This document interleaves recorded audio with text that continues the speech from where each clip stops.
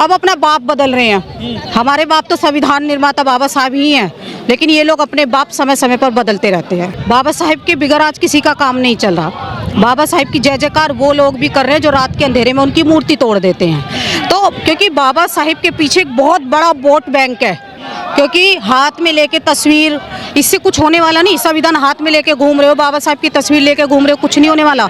जब तक उनके विचारों पर आप काम नहीं करोगे ना, लोग आपको वोट नहीं देंगे। और लोग अब बहुजन समाज जागरूक हो रहा है, वो जान गया है कि हमारा अपना हितैषी कौन है और दूसरा कौन है, अपने दुश्मनों की पहचान कर रहा है। सबसे पहले मैं बाबा साहेब के चरणों में अपने पुष्पांजलि अर्पित करती हूँ। और डॉक्टर अंबेडकर ने जो काम किया इस देश के दबे कुचले शोषित पीड़ित लोगों के लिए, आज आप देख सकते हैं कि लाखों की संख्या में यहाँ दलित प्रेरणा स्थल में लोग आए हैं उन्हें पुष्पांजलि अर्पित करने के लिए। क्योंकि बाबा साहेब से बड़ा मसीहा हमारे लिए कोई नहीं हो सकता। क्योंकि बहुजन जानते हैं कि आज अगर वो खुली हवा में भी सांस ले पा रहे हैं तो वो सिर्फ और सिर्फ बाबा साहेब की बदौलत ही ले पा रहे हैं। सपना जो देखा था बाबा साहब, सबको समानता का अधिकार, आर्थिक आज़ादी, सामाजिक आज़ादी, सब जो है सब बराबर रहें, क्या वो सपना पूरा हुआ बाबा साहब का? देखिए, अभी बाबा साहब का सपना पूरा नहीं हुआ, क्योंकि सत्ता पर जो काबिज लोग हैं वो मनुवादी लोग हैं, वो मनु व्यवस्था को मानते हैं, वो संविधान को नहीं मानते हैं। क्योंकि संविधान के अकॉर्डिंग अगर ये देश चलता, क्योंकि संविधान में ही समता, समानता, न्याय और बंधुता है, और संविधान को ये लोग नहीं मानते तो कहाँ से उसको स्थापित करेंगे? सबसे बड़ी बात यह है कि ये ना बाबा साहेब को मानते हैं और ना ही संविधान को मानते हैं, तो संविधान को क्या खाक लागू करेंगे? लेकिन अब अगर आप देखें कि अगर बहुजनों की सरकार बन जाती है, बहुजन लोग शासन सत्ता में पहुंच जाते हैं, तो आप देखें कि डेफिनेटली वो बाबा साहेब के संविधान को लागू करेगी। लेकिन वो तो कह रहे हैं कि अब संविधान बाबा साहब ने नहीं लिखा कहा गए बेन राव, वो एजेंडा चला रहे हैं।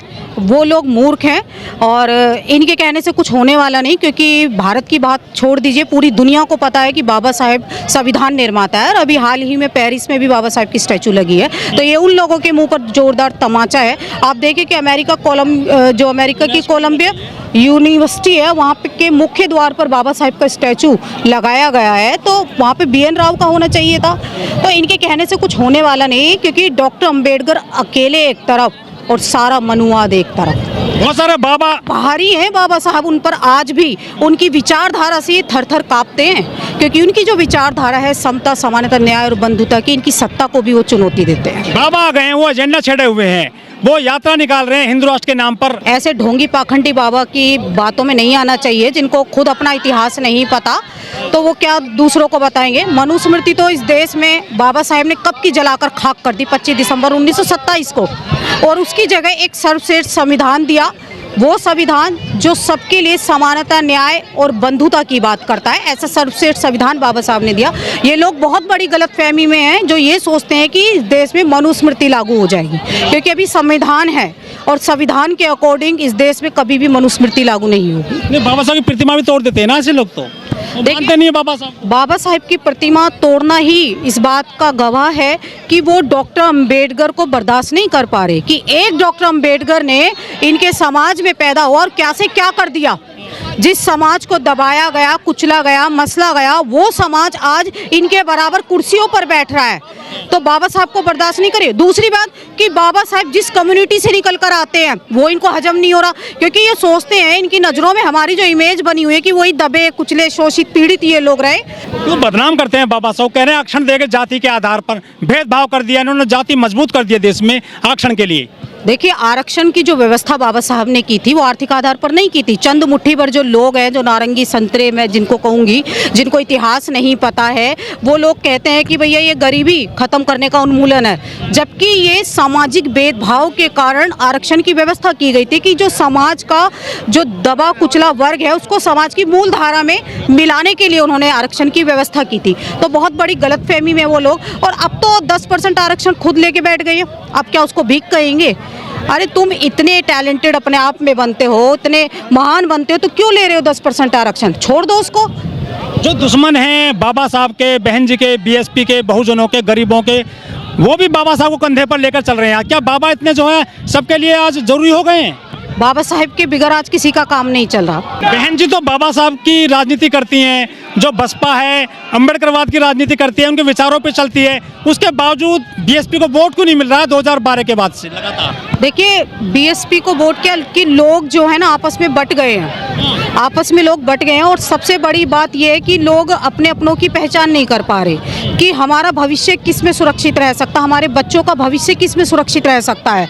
क्योंकि बहुजन समाज पार्टी ही एकमात्र ऐसी पार्टी है जहां पर हमारे हक अधिकार, हमारा मान सम्मान स्वाभिमान सुरक्षित रह सकता है। बाकी आप किसी भी पार्टी में चले जाइए, आपको वही घृणा की दृष्टि से देखेंगे, वही नीच दृष्टि से आपको देखेंगे। तो अगर हम सभी लोगों को अपना अस्तित्व बचाना है तो हमें बहन जी को मजबूत करना होगा और 2027 में उनकी सरकार को बनना होगा, क्योंकि ये बहुजनों के लिए बहुत अच्छा है। क्योंकि जिस तरीके से मनुवादी सत्ता ने तमाम संसाधनों पर कब्जा कर लिया है, हमारा हक अधिकार खा रहे हैं। अभी आप देखिए कि उत्तर प्रदेश में जो मेडिकल कॉलेजों में जो एससी बच्चों का रिजर्वेशन था वो उन्होंने ख़त्म कर दिया, जबकि बहन जी के शासनकाल में ये लागू हुआ था। तो हम सभी लोगों को ये सोचना होगा कि अगर हमें अपने बच्चों के भविष्य को बचाना है, आने वाली पीढ़ियों को बचाना है, तो हमें अपनी सरकार बनानी हो। बहन जी माननीय कांशीराम जी के महापरिनिर्वाण दिवस पर लखनऊ का पार्क भर देती हैं, लेकिन नोएडा तो उनका गृह क्षेत्र है ना, गृह जनपद है, यहाँ तो आना चाहिए था बहन जी को।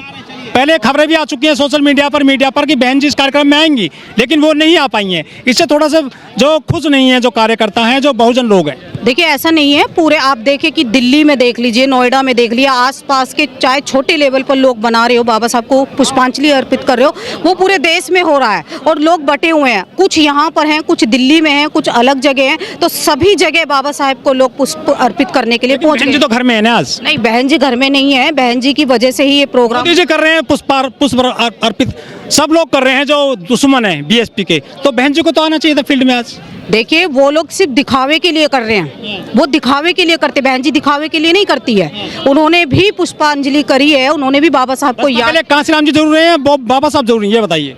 देखिए बाबा साहिब की आइडियोलॉजी को लेके कांशीराम चले तो दोनों ही जरूरी है, और वो काम होने की आज ज्यादा जरूरत है। मान्यवर कांशीराम साहिब ने जो काम किया, बनना चाहिए था आज, बहन जी यहाँ होती तो आज नहीं। भरा हुआ है, आप देखो ना, सारे मीडिया में देखो, आप देखिए सब जगह भरा हुआ है, पार्क खाली नहीं है, अभी अंदर भी है लोग बहुत सारे। मैंने ट्वीट कर दिया था कि हम नहीं आएंगे कार्यक्रम में, तो कोई बात नहीं, नहीं आई तो उनको भी दबाव है उन पे? नहीं, कोई दबाव नहीं, उनकी हेल्थ तो यही कहेंगे ना, शाम को ट्वीट करेंगे, फिर आपको निशाना बनाया जाएगा जो आप बीएसपी के दुश्मन है। लेकिन आकाश आनंद जी तो आए हैं, उन्होंने भेजा तो है, ऐसा कुछ नहीं है, और वो भी पुष्पांजलि अर्पित कर रही हैं। और आप देखें कि पूरा पार्क ये नोएडा का भरा हुआ है, और दिल्ली में भी पूरी जगह लोग भर पैर रखने की भी जगह नहीं है, तो सभी जिसको जहाँ पर सुविधा हो रही है वो लोग वहाँ पर जा रही हैं। हम ये नहीं कह सकते कि ये पार्क नहीं भरा, ये पार्क पूरा भरा हुआ, आप देखिए जरा। अम्बेडकरवाद और मनुवाद ज्यादा तेजी से कौन आगे चल रहा है?